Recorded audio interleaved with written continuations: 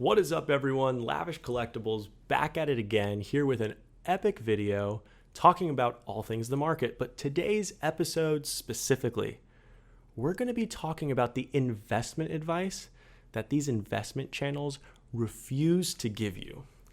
And this is not a joke, this is serious. So let's get right into it.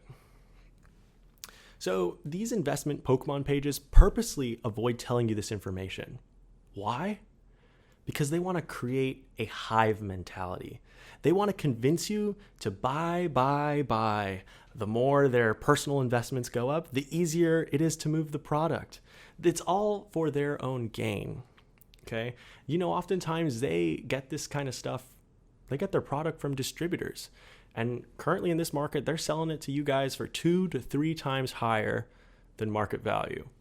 Having a distributor right now is literally just free money. So I'm going to tell you guys the secret advice that they won't tell you. When it comes to investing in Pokemon, simply just don't do it. All right, that's it. End of video. See y'all next time. I'm just kidding. But this technique I'm about to show you could end up saving you hundreds, if not thousands of dollars. So here it goes. I want you to start by doing a little experiment with me. Take a card out, or sealed product rather, out of your collection. One that you know is worth a lot, like a lot of money. And ask yourself, do you like it because it's worth X amount? Or do you like it because you actually like it? Seriously, this is a thing that even I myself personally struggle with. And to be perfectly honest, it's 100% impossible to separate those two concepts, value and just liking the card.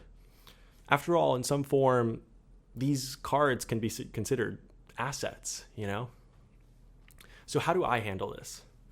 If you love something, set it free. Why do I say this? Because literally, guys, 99% of the time, you can find the card again. A lot of these pages like to make you feel like once you sell the card, you're never going to see it again, or you're going to miss out on all this value. And it just simply isn't the case. And there's going to be people in the comments who are going to say, well, what if the card increases in value? We're going to chat about that in a second. But here it goes. Take the card out, and if you're able to, lay out the value of it in cash, 20s, hundreds, whatever denomination of cash you want to use. But if it's a high-end card, you should probably use like $100 bills. And ask yourself, which one would you pick? There's something really interesting that happens when you visually see the value of something right in front of your eyes. So by no means is this a personal finance page, but think about the concept of paying in cash versus a credit card. Swiping a credit card makes you lose touch of the value. Same goes for slot machines. They purposely convert your dollar amount into credit, essentially this made up number, so you can disassociate real life value. And the same thing happens with cards. I find that a lot of lower value cards actually bring me significantly more happiness than the dollar value it's worth. I call it cost per happiness. Pretty simple concept. I'm going to trademark that. Anyways, you'll be surprised when I get into this next segment. Obviously, cards and collecting give us like a dopamine rush. Like when we pull the card we've always wanted, when you buy a grail you've always chased, this dopamine kind of effect happens. But no one wants to talk about the next part, okay?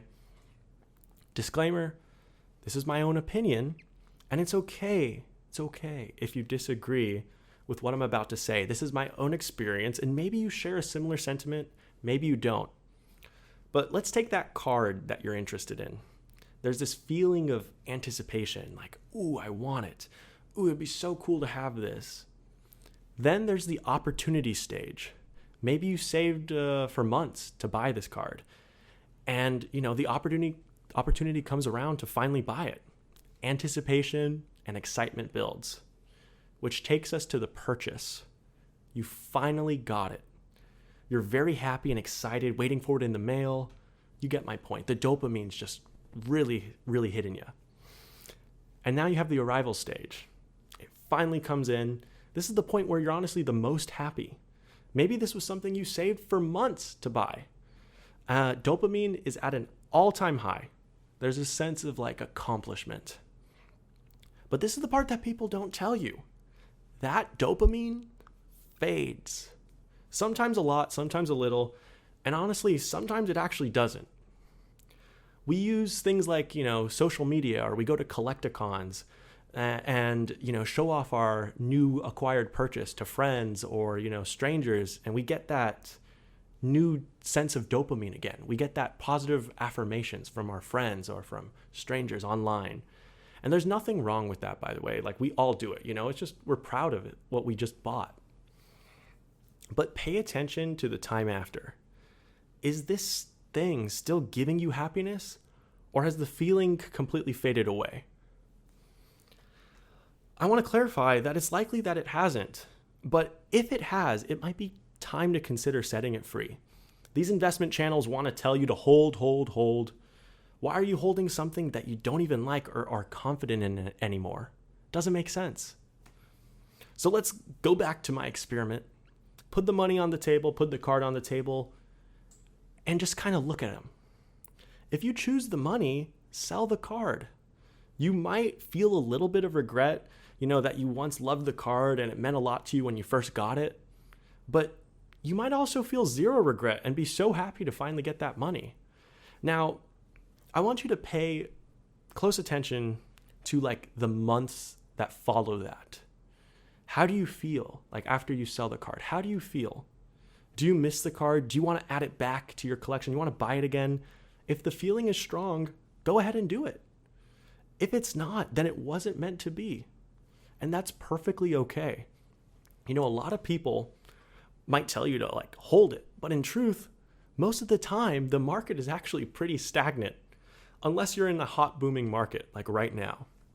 This is a hobby to enjoy, not a casino to make money. Like, is it possible to make money? Yes, absolutely. But to be 100% real with you, if you are new, and by new, I'm talking like especially like under 2 years in the hobby, and your number one concern is to make money, you will probably lose more than you will win. It's a game of experience.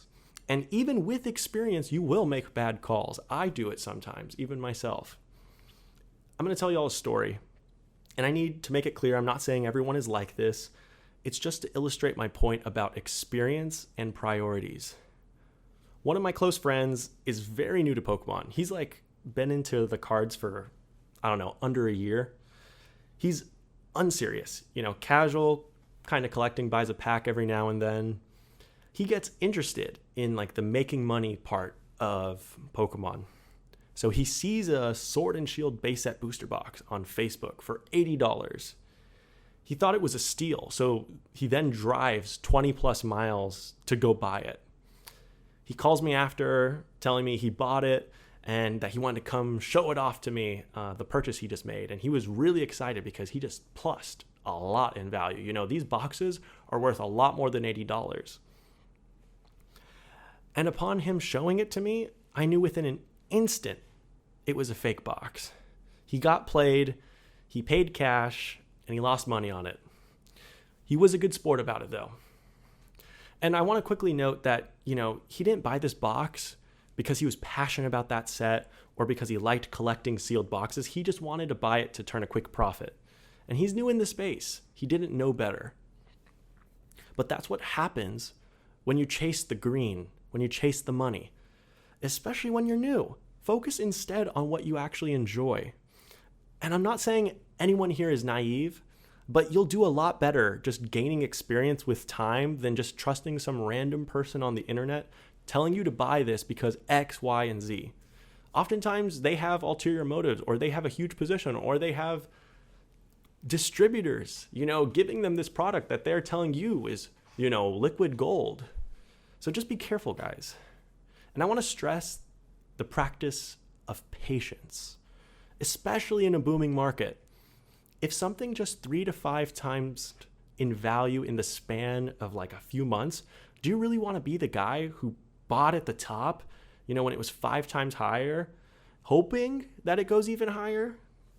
It's like the whole GameStop stock situation a couple years ago. You know, once it made national headlines, the big gains were already over. The people buying at the top were hoping to chase gains, and we all know how that worked out. But yeah, try that technique I mentioned earlier with like placing the money on the table and placing the card on the table right next to it. And look, I'm not trying to be the Squid Game guy, you know, who has the food or the lotto ticket. It's just, I think it really puts things into perspective. The truth is, focus 100% on your well-being first. I know this sounds like cliche information, but you'd be surprised how many people don't. If that $500 or that $5,000 does a lot more for you or brings you more happiness than the card itself, that's okay. That doesn't make you a fake fan. You know, that doesn't make you any less of a collector. I love this hobby, and genuinely, some of my most cherished cards have the smallest value. Some of them have big value, some of them have small value, some like have a funny story, some were like gifts from great friends. Look, the main point here is try to live in the present. Try to do what's best for you right now, rather than gamble on the future. It's not a good plan, especially if you don't have the experience to back it up. And if you want to make speculative plays, market experience is crucial, or you put yourself at greater risk. I will occasionally on this page discuss plays that I might make, or talk about things that I feel like are overvalued or undervalued, but I don't want you to blindly follow me. I don't want to bear, that kind of responsibility, and I don't want to sell you fool's gold either. This is not what this page is about. Absolutely not. The purpose of this page actually is to expose you to the thoughts that are coming across my mind and also the skills that I've learned over the years in this hobby. Anyways, that's about does it, right? That's the best advice these investment channels won't give you. Hope you enjoyed the video. I want to know your thoughts in the comments and leave a like. You guys are the best. Some of you guys said this sounds like ASMR, so thanks for tuning in. All right, see y'all later.